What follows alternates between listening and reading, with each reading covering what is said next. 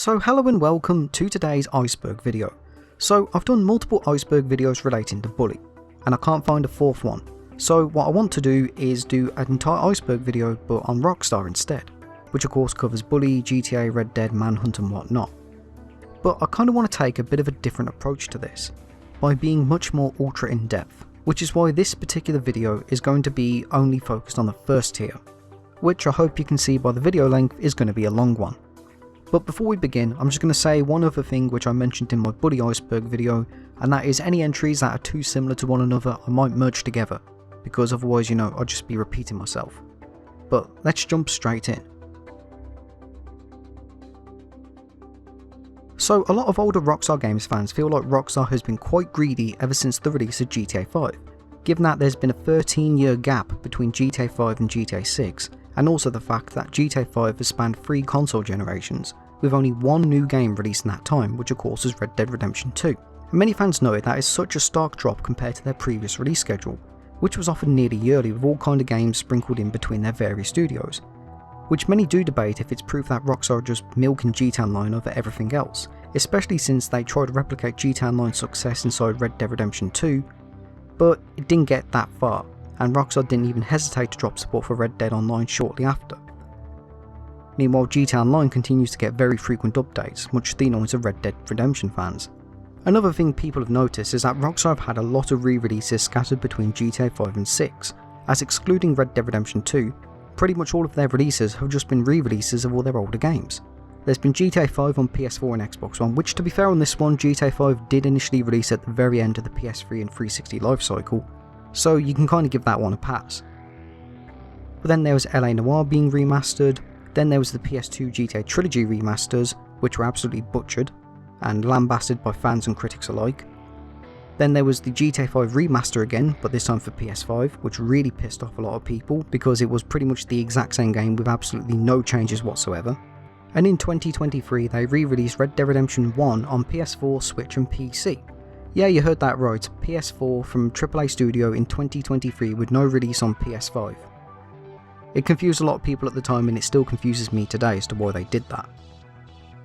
But yeah, even though Red Dead Redemption 1 is also a very beloved game, Rockstar did gain quite a bit of flack for this because, well, many people were expecting a remaster, and also the fact they did absolutely nothing except, well, remove the multiplayer mode. Plus there's also the lack of anything new for their other franchises as well. As fans of their other franchises, these of course being Bully, Manhunt, Midnight Club, LA Noire, have also been quite left out, getting barely anything while GTA Online continues to be Rockstar's main focus. At most you might get a remade game because pretty much all the games I mentioned just, well, excluding Manhunt and Midnight Club, have all been remade, but of course fans of these series want to see new games in them, Now from a fan perspective, it is easy to see how Rockstar are being really greedy with this, milking the hell out of GTA Online and just re-releasing old games with nothing new.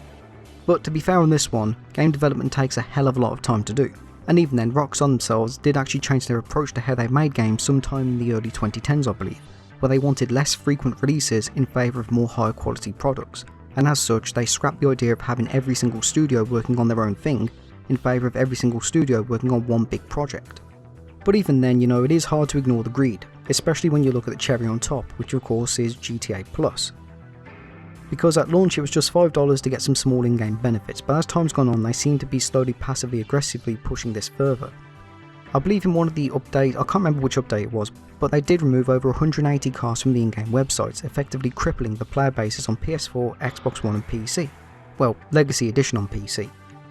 Because those platforms don't have GTA Plus. But you can still get these cars they removed via this brand new car showroom feature, which gives special benefits to GTA Plus subscribers and is only available on PS5, Xbox Series X and of course PC. But yeah, a lot of fans really aren't happy with the direction Rockstar have been going in.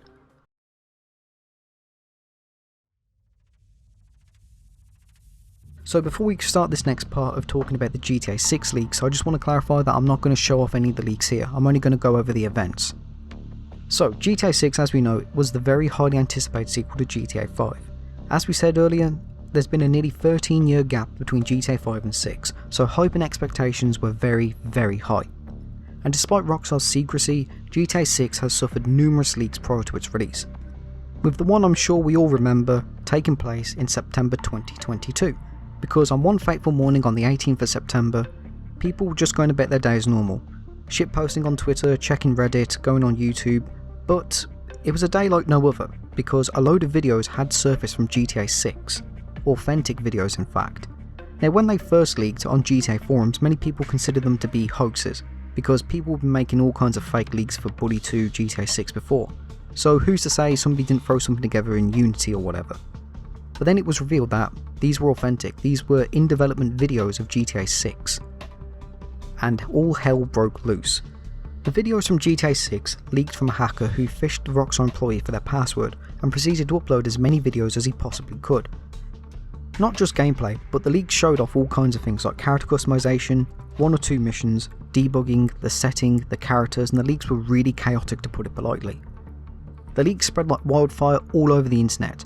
Reddit, Twitter, TikTok, YouTube, gaming forums, news outlets, you name it, it was posted everywhere. The only way you could avoid these leaks were if you just went completely offline. The leaks were that catastrophic, many Rockstar developers went private as soon as they heard the news, and the leaks, as I said, dominated social media. Now another kicker of this event is, it all took place on a Sunday, meaning many employees of Rockstar and Take-Two weren't at work. I'm not sure if that was done intentionally by the leaker so they had more time to actually spread the leaks, but either way, Take-Two had to go into intense damage control mode. They were DMCAing nearly every single YouTube video which just had GTA 6 in the name, which led to many false takedowns, which to be fair were reverted later on. But from Take-Two's perspective, they were going thermonuclear on this. They really wanted absolutely no traces of GTA 6 gameplay online. Various gaming forums and subreddits like GTA Forums, r/GTA 6 and Gaming Leaks and Rumours were reportedly contacted by Take-Two as well to remove all posts with the leaks, to the point where all the activity on the forums and subreddits just froze. They had to go into lockdown while the mods had to remove as much as they could lest they face legal action. It was later revealed that all of this was the doing of the Lapsus hacker group, and somehow did all of this with an Amazon Fire Stick and a hotel TV. Which I will admit is very impressive. I have no idea how the hell they did that, but the fact they managed to do that, I will admit I am impressed by that. I don't condone any of it by the way, I'm just saying it is very technologically impressive. Anyway, the Lapsus hacker group had also gone after other companies before, including BT, Nvidia, Uber, etc. And they did have a Telegram up where you could actually try to contact them, because they also claimed to have the source code for GTA 5, even a bit of GTA 6 source code, and apparently even some from Bully 2. Now understandably, Rockstar, Take-Two and their employees were upset and furious that all of this happened, because they wanted to keep this a secret until they felt it was ready. And even though there was a lot of excitement and everybody was spreading leaks around, there was still a lot of condemnation from a lot of people as well who felt it was very unfair to the developers, because their work was essentially being published before they had the chance to finalise it, as I said, just. But many developers from other studios like Naughty Dog also offered their sympathies to Rockstar and even showed their own pre-release footage in their own games. And one of the reasons they did this was because some people saw the GTA 6 leaked footage from when it was in development and thought that GTA 6 was finished, it was ready to play. And as such were saying that GTA 6 looked worse than GTA 5, it looked like GTA 4, you get the point. Within minutes of one of the protagonists being known to be a woman by the name of Lucia, a very special subreddit was created all around her. You can probably guess what it was, and Take-Two got that subreddit banned, meaning somebody from Take-Two had to browse a subreddit like that to file all kinds of claims. Anyway, while the September 2022 leaks were by far the most well known and most well spread, they weren't the last leaks out there. As prior to the trailer dropping officially in 2024, a very small clip surfaced on TikTok showing off a supposed overview of the map, which was panning part of it. Now as I said, I'm not going to show any of these, so if I had to describe it, it's kind of like loading up the map editor for GTA San Andreas, and just something like that really. No gameplay, but it did give you a good look at the actual map. And some people kind of brush this off as another hoax again, but when the first trailer dropped, people were comparing this leaked TikTok with the first trailer and even the leaked footage from the September 2022 leaks and deemed it to be genuine. And fun fact about this leak is the source of this leak was the friend of the son of Aaron Garbett. And if you don't know who Aaron is, he's the head of development at Rockstar North, and he had been working with Rockstar North since 1996 before GTA 1 had even entered development, and Rockstar North back then were called DMA Design. Another leak that occurred in 2024 is Trailer 1 itself, because Trailer 1 was officially announced by Rockstar to be coming on December 5th. And they understandably were very excited to show off their new game to the public. People were waiting ages for this, and it was finally here. However, the entire trailer leaked many hours before the premiere, and while the leaker themselves aren't known, the leaker did slap a massive Buy Bitcoin slogan over it. So while the trailer leaked, it was very hard to make anything out, except the audio. It still didn't stop the trailer being leaked everywhere though. Anyway, Rockstar and many of their employees were understandably yet again very frustrated at this, as the surprise was ruined and Rockstar took to Twitter and posted this. But people had questions. How was this trailer even leaked to begin with? While nothing definitive has ever surfaced, the most common assumption is it was a YouTube employee, because YouTube employees have full access to every single video on the site. Regardless of your privacy settings, a YouTube employee can do anything they want with your video. So it was assumed it was a rogue YouTube employee who grabbed the video, downloaded it, then re-uploaded it, further backed up by YouTube themselves announcing an investigation into the matter. In January 2025, somebody posted a picture of GTA 6 to the Gaming Leaks and Rumours subreddit, and it turned out to be from inside Rockstar San Diego itself. The image's metadata revealed it was taken on the 22nd of June 2021 with an iPhone 12 Pro, and in the image people noticed a matching IP address which matched up with some of the leaked footage, alongside PS5 and Xbox Series X dev kits.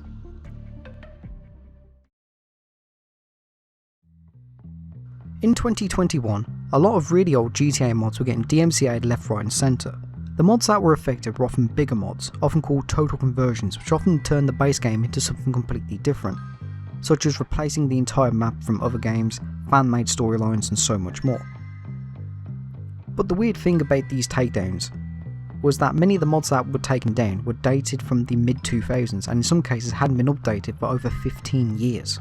For example, one of the mods that was taken down was called GTA Liberty City, a mod which brought GTA 3's Liberty City into GTA Vice City. It made many fans question what was actually going on, like why were Take-Two suddenly going after all these really old mods, many of which were updated over a decade ago, and had been completely dormant since. Well, around the same time, a rumour was making the rounds that Take-Two Interactive were gearing up to release the 20th anniversary remake of GTA 3, similar to how they did the 10th anniversary where they released GTA 3 on mobile, alongside some very rare merch.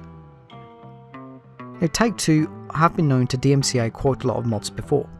For example, they did it with the Red Dead Redemption map mod for GTA 5, which I believe was taken down shortly before the release of Red Dead Redemption 2, and surprise surprise, the Red Dead Redemption 1 map was a part of that. It didn't take long for fans to assume this was a bit of a confirmation that something must have been brewing up behind the scenes with GTA 3. And a few months later, there was an announcement that a remaster of all three mainline GTA games would come into PS4, Xbox One and PC, to many fans' excitement.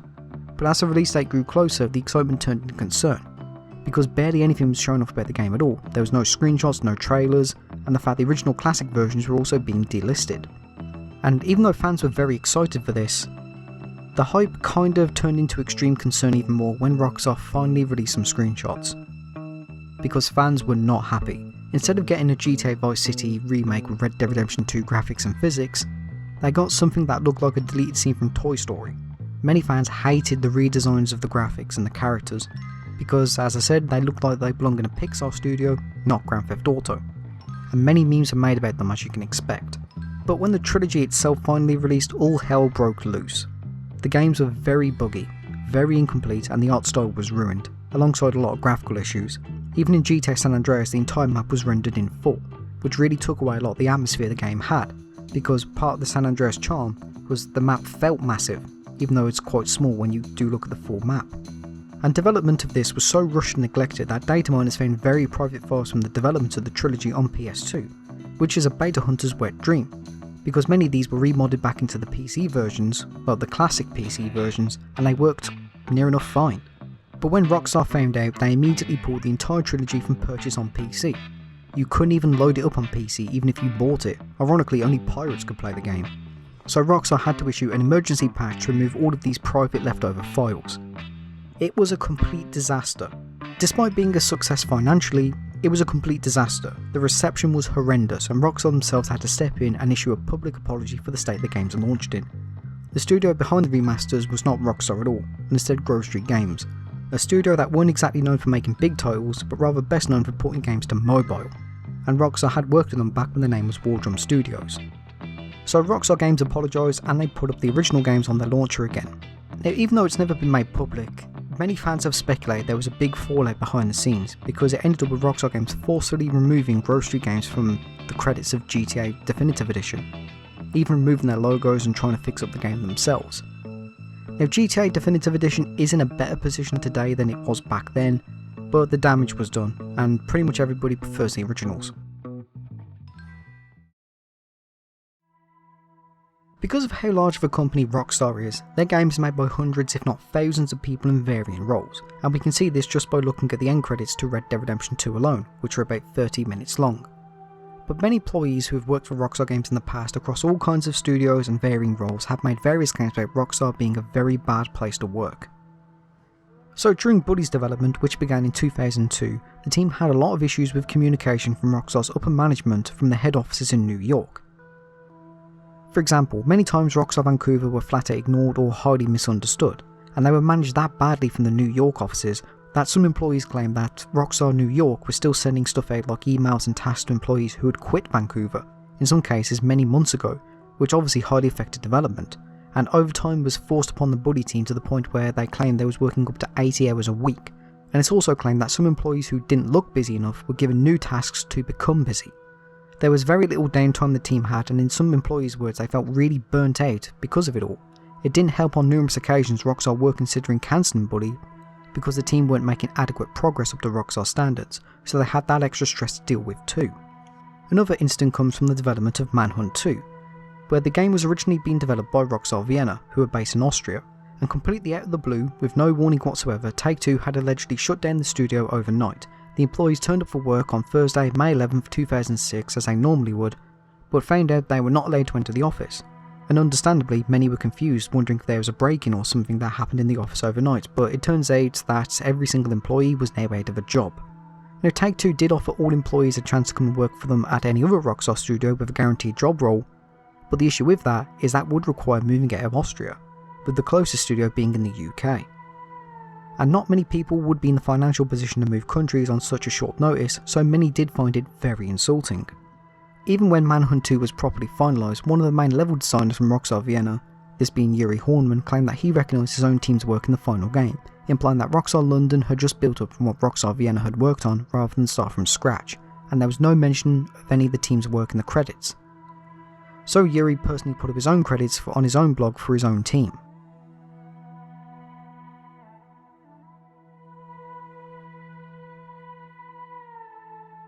One of the more well-known cases came after the release of Red Dead Redemption 2. There was a lot of controversy about very poor working conditions again, which arguably were the biggest flack Rockstar had received for this. Basically, very similar to what the Buddy team had. A lot of overtime, very little downtime, it was just work, work, work. If it wasn't up to Rockstar standards, do it all again, that kind of stuff. And Rockstar did say they were working on improving conditions, but in late October 2025, so many workers' rights activists have actually wondered if Rockstar were just saying that to get people to leave them alone or not. Even on sites like Glassdoor, where employees can share their experiences, both positive and negative alike, within the company, there's various mentions of a toxic work environment, extreme overtime, low salary, alongside a very strong disconnection between management and the rest of the staff.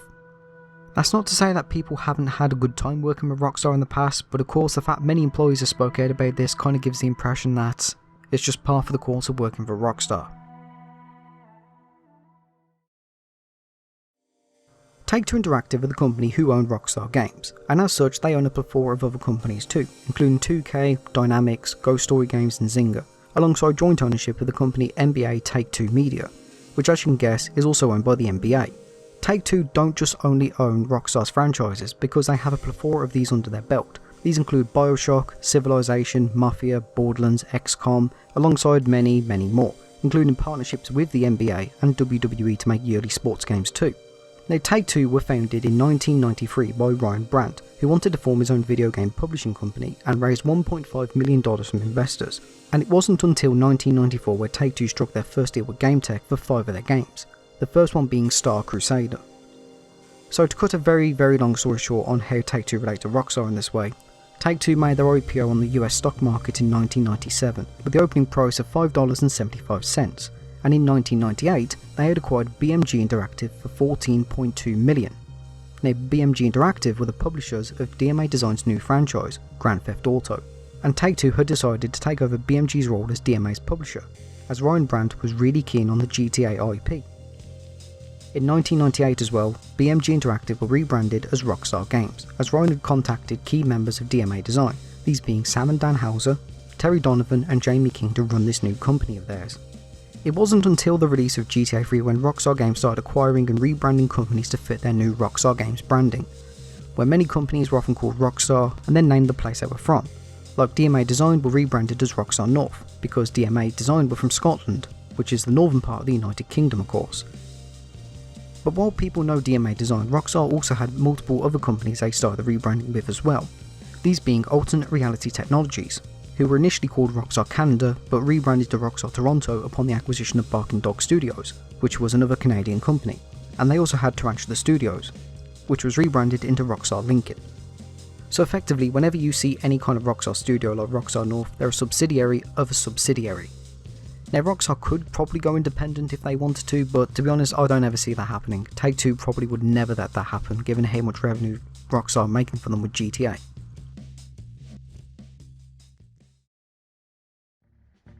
Save Red Dead Online was a hashtag movement that started on Twitter around January 2022, and was made by many disgruntled fans of Red Dead Online that felt shafted because Rockstar Games had flat out neglected Red Dead Online in favour of GTA.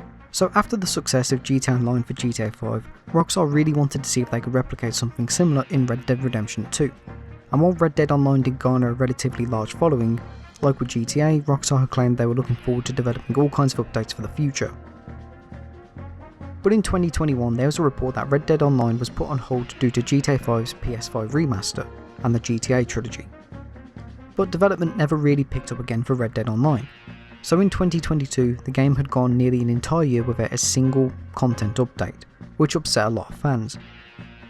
If I'm remembering correctly, because I don't actually play Red Dead Online, they didn't even get a single Christmas update either. So the Save Red Dead Online movement was born, in an attempt to show Rockstar the game they had abandoned still had a lot of players and was worth continuing development for. The Save Red Dead Online movement went quite viral, garnering tens of thousands of tweets. Even prominent Rockstar community members who weren't necessarily into Red Dead were stepping in to speak about it. It was spammed relentlessly under Rockstar's tweets in between GTA 6 when replies. People would put in their username, you get the idea. It was pretty unavoidable. However, in July 2022, Rockstar had confirmed that Red Dead Online was over. It was not going to be receiving any more updates anymore, excluding some minor stuff like Telegram missions, and did say this is because they wanted to focus more on GTA 6. But Red Dead fans didn't buy this, because GTA Online was still getting 2 big updates a year, which around the time of Rockstar confirming Red Dead Online was finished, there was another GTA Online update coming up, the Criminal Enterprise one in fact, and even then the one before that was The Contract, which released in December 2021. But fans still kept posting Save Red Dead Online everywhere, but ultimately fell on deaf ears much to the dismay of Red Dead Online fans. However, Rockstar did do one very final surprise update in 2025. They did a very weird update which added in some kind of Undead Nightmare-like modes called Strange Tales of the Wild West, which introduced these new Telegram missions, but they were including zombies, robots, swamp creatures, which was a very nice surprise for Red Dead Online fans, and many do consider this an unofficial Undead Nightmare 2, and for some people it even sparked some hope that Rockstar were potentially thinking of revisiting Red Dead Online. And the Save Red Dead Online movement got a slight resurgence due to this, but again it fell flat.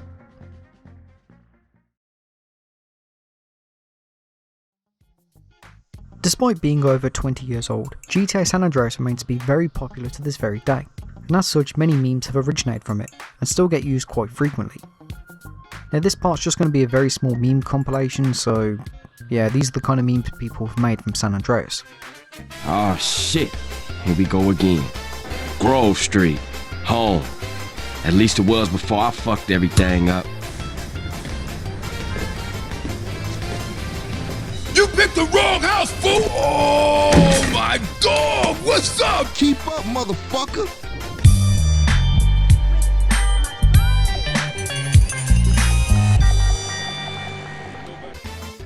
All we had to do was follow the damn train, CJ.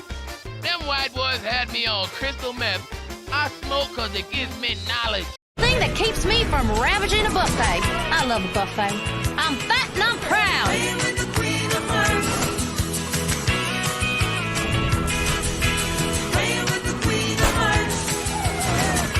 I'll have 2 number 9s, a number 9 large. Oh, when I'm gone, everyone gonna remember my name. Big Smoke. Oh. Even outside of these memes, there's loads of them that do get used in reaction images, like this one for modded Mr. Bean for example. So yeah, the amount of memes gained from GTA San Andreas really isn't short. Stephen Ogg, the actor behind Trevor Phillips in GTA 5, has had a lot of controversy for his actions toward fans, which originated on Cameo around 2022. So the cameo that started this whole thing off was rather weird, because he got surprisingly angry at being referred to as Trevor. The requester did ask him to do something as Trevor, which is common for the service. You know, fans will request their favourite actors to say something in a role they're known for, or give a birthday message or a mixture of both or whatever. But Stephen didn't really fulfill that request as much, and instead he kind of went on a rant about being a cartoon character, as he put it. So when this cameo started making the rounds in the GTA community, some took this as a hint that Stephen genuinely despised being known as Trevor. Others viewed it as Stephen doing a bit of method acting in the style of Trevor, like acting as Trevor without being Trevor, kind of like he was trolling the community. As other people pointed out, he does have other cameos up where he seemingly doesn't have that much of a problem with other Trevor requests, but over the years he has acted very strange about it. For example, there was an article from IGN where Stephen was asked if he'd like to return as Trevor for GTA 6, and Stephen just responded by saying only if Trevor dies at the beginning of the game. And then there was a video going around in summer 2025 where a fan met Stephen at a con, asked him if he was excited for GTA 6, and Stephen responded by saying no because he's not a gamer, he doesn't care for it, which itself is fine. Then he kind of got a bit snarky by saying something like, do you know who Dostoevsky is? Are you excited for his books? No? There you go. Either way, Stephen's attitude has left a very bad taste in many GTA fans' mouths, who take Stephen's actions and comments as incredibly hostile and ungrateful compared to that of other Rockstar actors, like Ned Luke, Sean Fontano, Roger Clark, Rob Whitehoff and Jerry Rosenthal, who all openly embrace the characters they play, even if a few of them, like Stephen, may not be gamers themselves. Like Rob Whitehoff, who played John Marston, and Jerry Rosenthal, who played Jimmy Hopkins, neither of them have any interest in gaming at all, but have engaged with their fans and even played their respective games on stream. Now, in a podcast, Stephen did speak about the controversy, stating he likes Trevor as a character and he has a great relationship with the cast because he often makes appearances at Comic Con with Ned Luke and Sean Fontano, but he's just not into gaming and he finds it weird as to why people refer to actors by their character's name, and he still insists Trevor is a cartoon character. But yeah, Stephen has garnered quite a bit of a bad reputation around the community for it.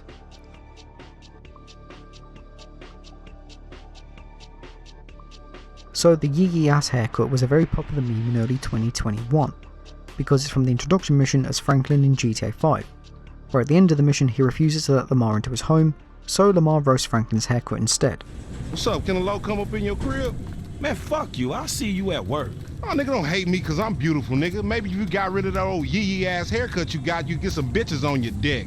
Oh, better yet, maybe Tanisha will call your dog ass if she ever stop fucking with that brain surgeon, the lawyer she fucking with, nigga. What? The meme ended up with various characters from other franchises being modded in to replace Lamar and roasting Franklin using quotes from their own games or TV show.